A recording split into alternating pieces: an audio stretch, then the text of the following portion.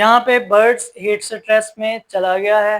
Heat stress की वजह से जो पहला उसमें बिहेवियरल चेंजेस आएंगी फिजियोलॉजी को लेके, वो उसकी पेंटिंग स्टार्ट हो जाएगी। बर्ड पेंटिंग करेगा। अब पेंटिंग होती क्या है? पेंटिंग हम कहते हैं जब बर्ड्स ओपन माउथ ब्रीदिंग करेगा उसको हम पेंटिंग कहेंगे। जाहिर बात है बर्ड ने खुद को कूलिंग इफेक्ट देना है। उसके लिए बर्ड सबसे पहले अपना मुंह खोल के सांस लेना स्टार्ट कर देगा। अब वो मुंह खोल के ही सांस क्यों लेता है? उसके पीछे भी एक फिजियोलॉजिकल मैकेनिज्म होता है, क्योंकि बर्ड्स की जो इंटरनल एपिथेलियम होती है माउथ की, वहाँ पे वाटर की लाइनिंग होती है।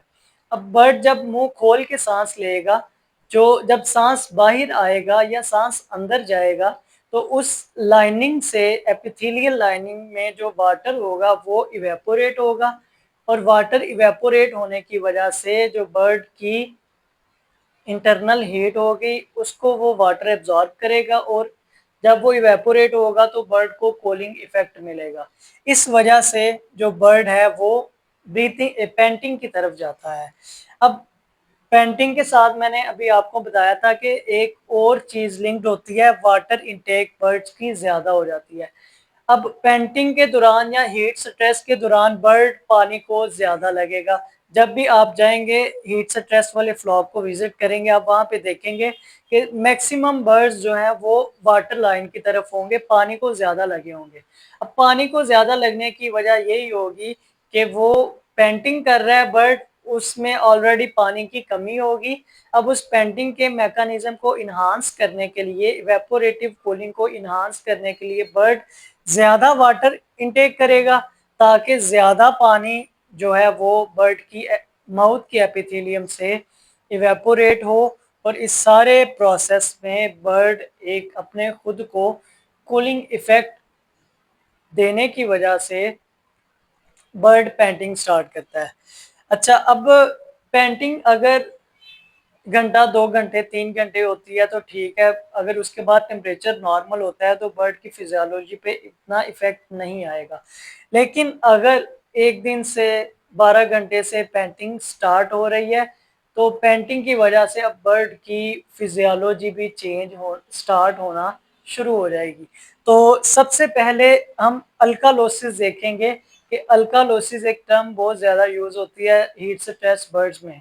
तो जब पेंटिंग जो है वो ज्यादा देर तक हो रही है, ओपन माउथ ब्रीदिंग ज्यादा देर तक हो रही है, बर्ड का रेस्पिरेटरी रेट जो है वो 250 ब्रेथ्स पर मिनट ज्यादा देर तक रहता है, तो उसकी वजह से बर्ड्स की फिजियोलॉजिकल चेंजेस आएंगे और वो अल्कालोसिस वाली कंडीशन में चला जाएगा।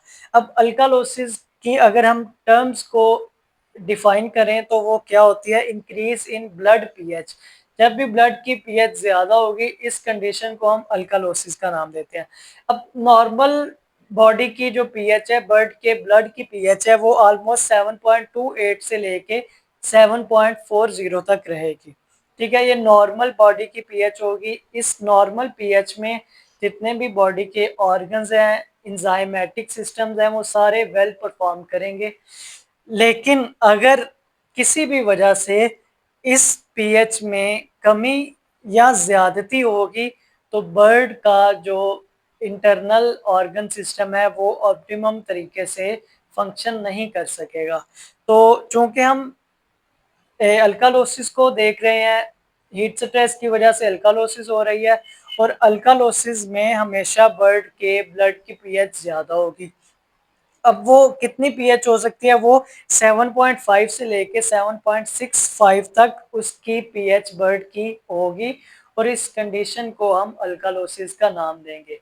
जारी बात है जितने भी बॉडी के फंक्शंस हैं वो एक ऑप्टिमम पीएच तक फंक्शन करेंगे, लेकिन जब वो पीएच ज़्यादा होगी वो फंक्शंस भी डिस्टर्ब होना स्टार्ट हो जाएंगे।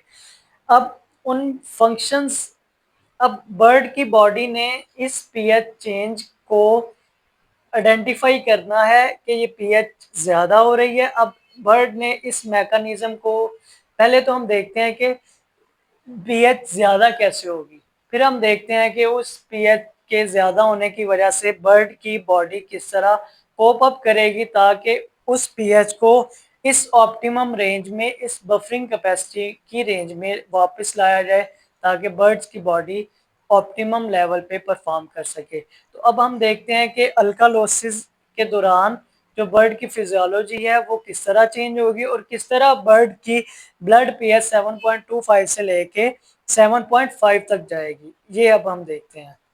यहाँ पे हम मैकेनिज्म ऑफ अल्कालोसिस देखते हैं। पीछे हम लोग देख चुके हैं कि जो पेंटिंग की वजह से बर्ड ने अल्कालोसिस में जाना है, फिजियोलॉजिकल चेंज आएगा। अब वो अल्कालोसिस में बर्ड की फिजियोलॉजी में क्या चेंजेस आती हैं हम उसे देखते हैं। जैसे कि हम देख चुके हैं, पेंटिंग करेगा बर्ड, उसका रेस्पिरेटरी सिस्टम का जो रेस्पिरेशन रेट है वो 250 तक जाएगा। अब रेस्पिरेशन के दौरान क्या होता है, ऑक्सीजन इनटेक करता है बर्ड और कार्बन डाइऑक्साइड एक्सपेल करता है। अब पेंटिंग के दौरान इतने ज्यादा रेस्पिरेशन रेट पे पेंटिंग ज्यादा हुई, कार्बन डाइऑक्साइड ज्यादा एक्सपेल होगी, ज्यादा पेंटिंग ज्यादा कार्बन डाइऑक्साइड बाहर निकलेगी। अब जब बर्ड ज्यादा कार्बन डाइऑक्साइड को एक्सपेल करता है तो बर्ड के लंग्स के अंदर या उसकी लंग्स की जो कैपिलरीज हैं जहाँ से ब्लड बॉडी के अंदर जा रहा है ऑक्सीजनेट होके, वहां पे जो कार्बन डाइऑक्साइड का पार्शियल प्रेशर है उसकी कमी आ जाएगी।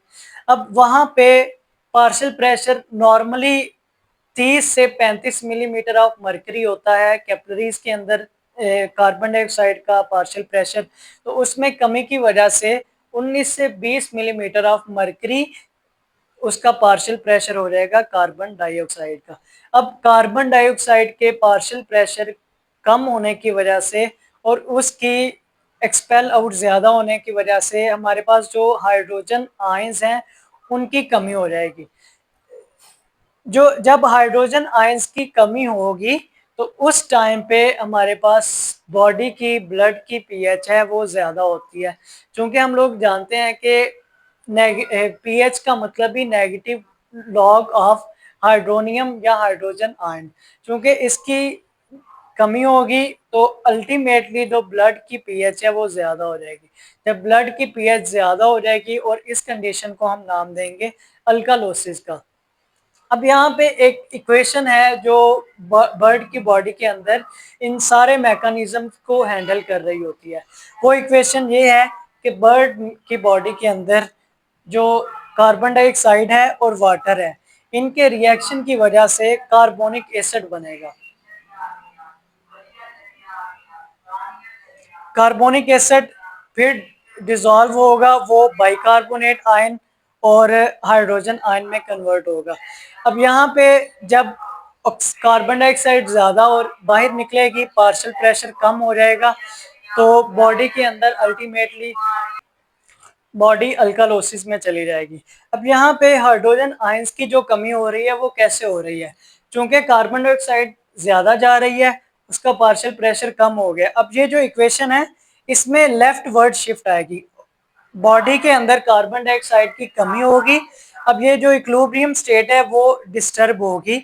अब ये लेफ्ट वर्ड शिफ्ट इस तरह होगा कि जो बॉडी के अंदर हाइड्रोजन आयंस हैं वो कार्बोनेट बाइकार्बोनेट आयंस के साथ मिलके कार्बोनिक एसिड बनाएंगे और कार्बोनिक एसिड दोबारा डिसॉल्व होके कार्बन डाइऑक्साइड और वाटर में डिसॉल्व होगा। अब ये वही कार्बन डाइऑक्साइड है जो इस कार्बन डाइऑक्साइड की कमी को पूरा करेगी। अब इस सारे सिनेरियो में क्या हो रहा है, हमारे पास हाइड्रोजन आयंस जो हैं वो कम हो रहे हैं और हाइड्रोजन आयंस की कमी की वजह से हमारे पास अल्कालोसिस होगी और अल्कालोसिस में ब्लड की जो पीएच है वो ज़्यादा हो जाएगी। अब ये जो इक्वेशन है इसमें बाइकार्बोनेट आयन है और हाइड्रोजन आयन है और कार्बोनिक एसिड है। ये पूरा जो सिस्टम है इसे हम कहते हैं बाइकार्बोनेट बफरिंग सिस्टम। जब भी बॉडी की पीएच ज़्यादा होगी वो इस बाइकार्बोनेटिंग बफरिंग सिस्टम की जो उसमें चेंजेस है, बाइकार्बोनेटिंग बफरिंग सिस्टम के तहत ये सारा इंतज़ाम चलेगा। अब हम दोबारा देखते हैं, जो ही पेंटिंग ज़्यादा होगी कार्बन डाइऑक्साइड बर्ड ज़्यादा एक्सपेल करेगा। कार्बन डाइऑक्साइड एक्सपेल ज़्यादा होने की वजह से बर्ड का जो पार्शियल प्रेशर है कार्बन डाइऑक्साइड का वो कम हो जाएगा। वो कम होने की वजह से हाइड्रोजन आयंस कम हो रहे हैं। अब यहाँ पे हाइड्रोजन आयंस क्यों कम हो रहे हैं, वो इस इक्वेशन की वजह से हो रहे हैं। कार्बन डाइऑक्साइड कम होगी, यहाँ पे कार्बन डाइऑक्साइड की कमी हो जाएगी और ये रिएक्शन लेफ्ट वर्ड शिफ्ट होगा। यहाँ पे हाइड्रोजन आयन यूज होंगे, बाइकार्बोनेट आयन यूज होंगे, ताकि बर्ड को कार्बन डाइऑक्साइड जिसकी कमी हुई है वो और वाटर जो है उसको ज्यादा से ज्यादा दिया जा सके। अब इस हाइड्रोजन आयन की कमी की वजह से पीएच ज्यादा हो जाएगी और बर्ड अल्टीमेटली अल्कालोसिस में चला जाएगा। अब हम देखते हैं कि नेक्स्ट बर्ड की बॉडी किस तरह इस सारे सिस्टम को कोप अप करती है, किस तरह बर्ड की बॉडी अल्कालोसिस में ब्लड की पीएच जो ज्यादा है उसे किस तरह बर्ड की बॉडी कम करती है। तो उसमें हम लोग देखेंगे जो फर्स्ट मेन ऑर्गन है जो बर्ड की बॉडी की पीएच को मेंटेन रखने में कारआमद ज्यादा इफेक्टिव होता है, वो बर्ड्स की किडनीज है। अब हम देखते हैं कि इस अल्कालोसिस से निपटने के लिए बर्ड की बॉडी किस तरह इफेक्ट करती है ताकि बर्ड्स की जो पीएच है उसको नॉर्मल तरीके से रखा जा सके। अब हम देखते हैं बर्ड की बॉडी अल्कालोसिस में चली गई है और अब बर्ड के बॉडी के मैकेनिज्म ने किस तरह उसको डिफेंड करना है, अल्कालोसिस की तरफ ना जाए, एसिडिक कंडीशन ही रहे। उसमें सबसे पहले ऑर्गन्स जो इसमें हिस्सा लेता है वो बर्ड्स का किडनी सिस्टम होगा, यूरिनरी सिस्टम इसमें हिस्सा लेगा। तो किडनीज में specialised type B intercalated cells होते हैं। ये स्पेशलाइज्ड सेल्स जो हैं ये नेचर ने रखे ही अल्कालोसिस से निपटने के लिए हैं। अब ये किस तरह अल्कालोसिस से निपटते हैं, इनका मैकेनिज्म ऑफ एक्शन क्या है, किस तरह ये कार्रवाई डालते हैं, उसमें सबसे पहले ये क्या करेंगे, जो बाइकार्बोनेट आयन बॉडी में ज्यादा हो रहे हैं और हाइड्रोजन आयन कम हो रहे हैं। अब इसमें क्या करना है, जो ज्यादा हो रहे हैं बाइकार्बोनेट आयन उनको बॉडी से निकालना है, एक्सपेल करना है। और जो कम हो रहे हैं, जो बॉडी की पीएच को ज्यादा कर रहे हैं और उनकी वजह से उनमें कमी आ रही है यानी कि हाइड्रोजन आयन, उसको इन सेल्स ने रिटेन रखना है।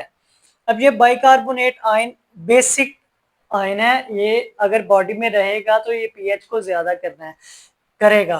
तो किडनीज ने पीएच को कम करना है इसलिए इनको बाहर निकालेगा। जितने हाइड्रोजन आयंस बॉडी में रहेंगे उतनी बॉडी की पीएच कम होगी, इसलिए किडनीज के अंदर जो इंटरकैलेटेड सेल्स हैं वो इनको रिटेन करेंगे और इसको एक्सपेल करेंगे। अब यहाँ पे एक बड़ी मजेदार चीज है, ये लॉ ऑफ इलेक्ट्रॉन न्यूट्रलिटी क्या कहता है, वो यही कहता है कि जब भी किडनीज ने नेगेटिव आयंस को एक्सपेल करना है तो वो अकेला नेगेटिव आयन नहीं एक्सपेल होगा, उसके साथ पॉजिटिव आयंस को भी एक्सपेल आउट करना पड़ेगा। अब बॉडी चूंकि इन आयंस को तो नहीं करेगी एक्सपेल आउट, क्योंकि यही पीएच को कम करेंगे। अगर इसी को एक्सपेल कर देगी, पीएच ऑलरेडी ज्यादा है और उससे भी ज्यादा हो जाएगी, बर्ड्स की डेथ हो जाएगी। तो इसकी कुर्बानी देने के लिए बर्ड्स सोडियम आयंस और पोटाशियम आयंस जो होंगे, जो कि पॉजिटिवली चार्ज्ड आयंस हैं, उनको एक्सपेल आउट करेगा। तो लिहाजा जब भी बाइकार्बोनेट आयन एक्सपेल आउट होगा उसके साथ साथ सोडियम आयन भी एक्सपेल होगा और पोटाशियम आयन भी एक्सपेल आउट होगा, ताकि बर्ड्स की जो मेम्ब्रेन्स की इलेक्ट्रोड न्यूट्रलिटी है उसको मेंटेन किया जा सके।